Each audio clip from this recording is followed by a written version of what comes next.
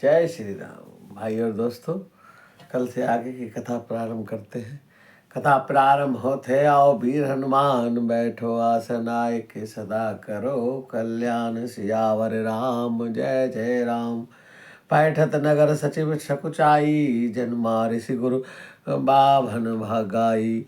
बैठ विपट तर दिव सुगमावा, सांझ समय तब अवसर पावा। नगर में प्रवेश करते मंत्री गलानी के कारण सकुचाते हैं और मानो गुरु ब्राह्मण या गौ को मार कर आए हो ऐसा भय उनको लग रहा है।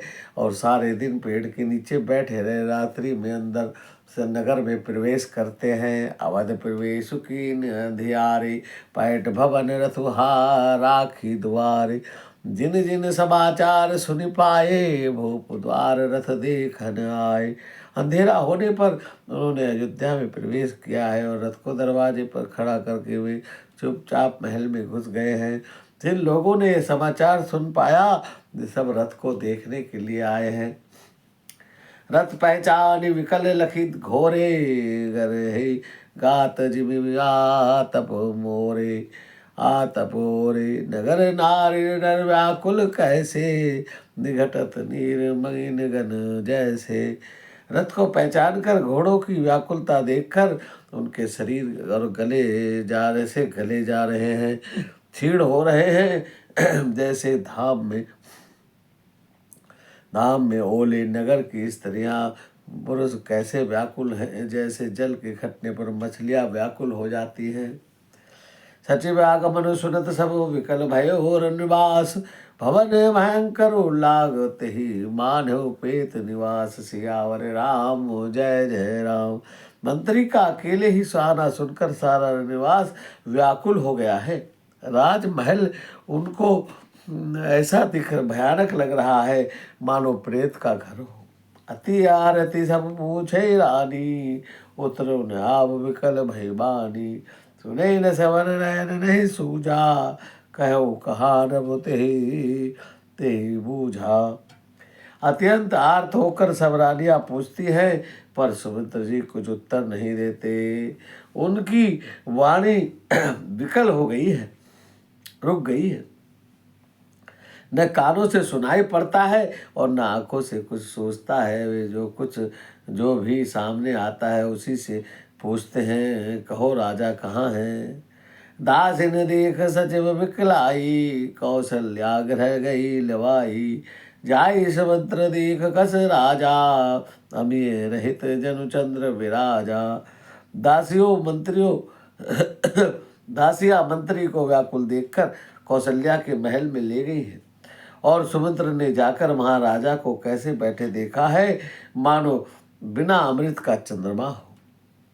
आसन शयन भूषण हीना, पर भूवितल निपट मलीना। ले ओ सासु सोचे बाती, सुरपुर तेजनु खासे जाति। राजा आसन सैया और आभूषणों से रहित हैं, बिल्कुल मलिन दिखाई देते हैं और पृथ्वी पर पड़े हुए लंबी सांसें ले रहे हैं। इस प्रकार सोच करते हैं मानो राजा यताति स्वर्ग से गिरकर सोच रहे। लेत सोच भरी छिनु छिनु छाती, जनु जरी पंख पर संपाति। राम राम कह राम सनेही, पुनि कह राम लखन बह देही। राजा क्षण में सोच से छाती भर लेते हैं। ऐसी विकल दशा है, मानो गिद्धराज जटायु का भाई संपाति पंखों के जल जाने पर गिर पड़ा हो। राजा बार बार राम राम रटते हैं और प्यार से राम कहते हैं, फिर हा राम हा लक्ष्मण और जानकी कहते हैं। देख सचिव जय जीव कही, कीन्यो ढंड प्रणाम। सुनत उठो व्याकुल नृपति, कहो सुमंत्र कह राम। मंत्री ने राजा को देखकर कहा कि जय जीव आपको प्रणाम है और दंडवत किया है। सुनते ही राजा व्याकुल होकर उठ बैठे और बोले हैं कि सुमंत्र कहो राम कहाँ हैं। हो सुमंत्र लीन उर लाई, मूढ़त कुछ आधार जनु पाई। सहित सनेह निकट बैठारी, पूछत राव नैन भरी बारी। राजा ने समुद्र को हृदय से लगा लिया है, मानो डूबते हुए आदमी का कुछ सहारा मिल गया हो। मंत्री को स्नेह के साथ पास में बिठाकर नेत्रों में जल भरकर राजा ने पूछा है, क्या पूछा है कि राम कुशल कह सखा सनेही, कह रघुनाथ लखन बह देही। आने फेर की बार ही सिधाए, सुनत सचिव लोचन जल छाए। मेरे प्रेमी सखा राम की कुशल कहो, बताओ राम लक्ष्मण जानकी कहाँ है, इन्हें लौटा लाए हो कि वो वन को चले गए हैं। मैं सुनते ही मंत्री के नेत्रों में जल भर आया है। शोक विकल पुनि पूछ नरेशु, कह सिय राम लखन संदेशु। राम रूप गुण शील स्वभाव, सुमरि सुमरि उर सोचत राहु।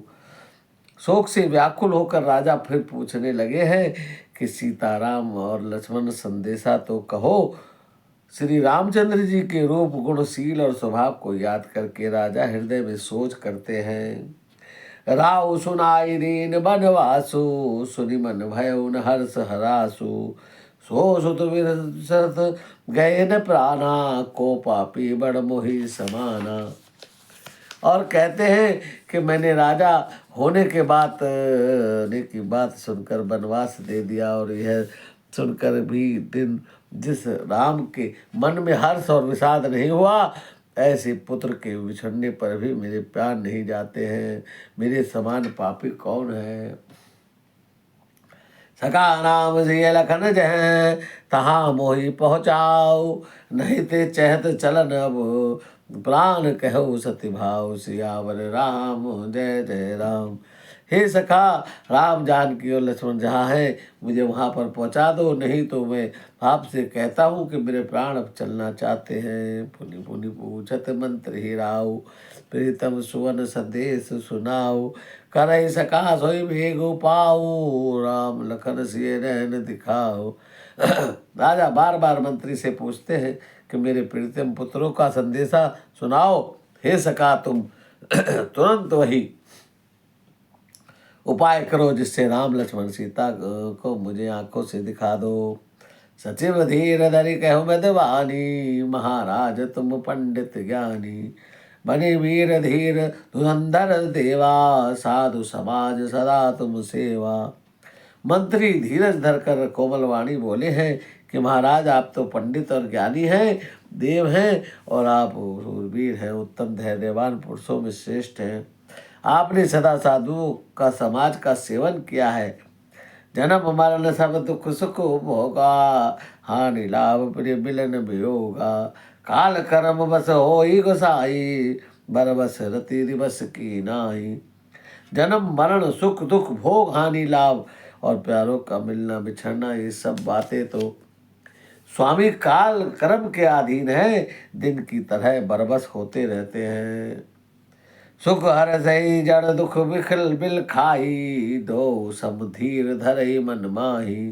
धीरज धरो विवेक विचारी, छाड़ी सोच सकल हितकारी। मूर्ख लोग सुख में हर्षित होते हैं और दुख में रोते हैं, परंतु धीर पुरुष अपने मन में दोनों का समान समझते हैं। मैं सबके हितकारी रक्षक, और आप विवेक विचार कर धीरज धरिए और शोक का परित्याग कीजिए। प्रथम वास तम सा भयउ, दूसर सुरसर तीर। नहाई रहे जल पान करी, सिय समीत दो वीर। सियावर राम जय जय राम। ये राम जी का पहला निवास मुकाम तमसा के तट पर हुआ और दूसरा गंगा जी के तीर पर, और सीता सहित राम लक्ष्मण भाई दोनों स्नान करके जल पी रहे हैं। केवट कही कीन बहुत सेवकाई, सो जनमनि सिंह गौर गवाई। होत प्याद बट क्षीर मगावा, जटा मुकट जन शीस बनावा। केवट निषाद राज ने बहुत सेवा की है और वह रात सिंगवेरपुर में ही बिताई है। दूसरे दिन सवेरा होते ही बड़का दूध मंगाया और श्री राम लक्ष्मण ने अपने सिरों पर जटाओं के मुकुट बनाए। राम सखा सब नाम मगाई, प्रिय चढ़ाई चढ़े रघुराई, लखन बाण धनु धरे बनाई, आप चढ़े बबुआ सिपाही। तब श्री रामचंद्र जी के सखा निषाद राज ने नाम मंगाई है, और पहले प्रिय सीता जी को इस पर चढ़ाया है, फिर रघुनाथ जी को, और फिर लक्ष्मण जी धनुष बाण सजा कर चढ़ रखे हैं, और प्रभु रामचंद्र जी की आज्ञा पाकर स्वयं चढ़े। विकल विलोक मोहि रघुबीरा, बोले मधुर बचन धरि धीरा, तात प्रणाम तात सन कहऊ, बार बार पद पंकज गयऊ। मुझे व्याकुल देखकर रामचंद्र जी ने धीरज धरकर मधुर वचन बोले हैं, और कहा है, हे तात, पिताजी से मेरा प्रणाम कहना, मेरी ओर से बार बार उनके चरण कमल पकड़ना। करे पाए परि विनय बहोरी, तात करे जनि चिंता मोरी, भल मग मंगल कुशल हमारे, कृपा अनुग्रह पूर्ण तुम्हारे। फिर पांव पकड़कर विनती करना की है कि हे पिताजी, आप मेरी चिंता न कीजिए, आपकी कृपा अनुग्रह और पुण्य से में मार्ग में हमारा कुशल मंगल ही होगा। तुम्हारे अनुग्रह तात कानन जात सब सुख पायो, प्रतिपाल आयुष कुशल देखन पाए, पुनि फिर आयो तनि सकल परितोष परि परि पाए, करि बिनती घनी, तुलसी करो सोई जतन, जेहि तुलसी रहे कौशल घनी।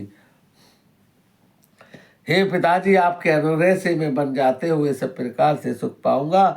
आज्ञा का भली भांति पालन करके चरणों का दर्शन करने कुशल पूर्वक लौट कर आऊँगा। सब माताओं के पैर पड़ कर उनका समाधान करके और उनसे बहुत विनती करके तुलसीदास जी कहते हैं कि तुम वही प्रसन्न प्रयत्न करना जिससे कौशल पति पिताजी खुश रहे। गुरुजन कहब संदेश बार बार पद पदम गही, करब सोई उपदेश जेन सोच मुहि अवधपति। बार बार चरण कमलों को पकड़कर गुरु वशिष्ठ जी से मेरा संदेशा कहना, और वही उपदेश जिससे अवधपति पिताजी मेरा सोच न करें। भाई और दोस्तों, आज की कथा को यही विराम देते हैं। राजा दशरथ और सुमंत्र का प्रसंग चल रहा है। भगवान राम को छोड़कर सुमंत्र जब अयोध्या आते हैं, ये उस प्रसंग की कथा है। भगवान राम सबका मंगल करे। आज की कथा को यही विराम देते हैं। बहुत मार्मिक दृश्य है। जय श्री राम।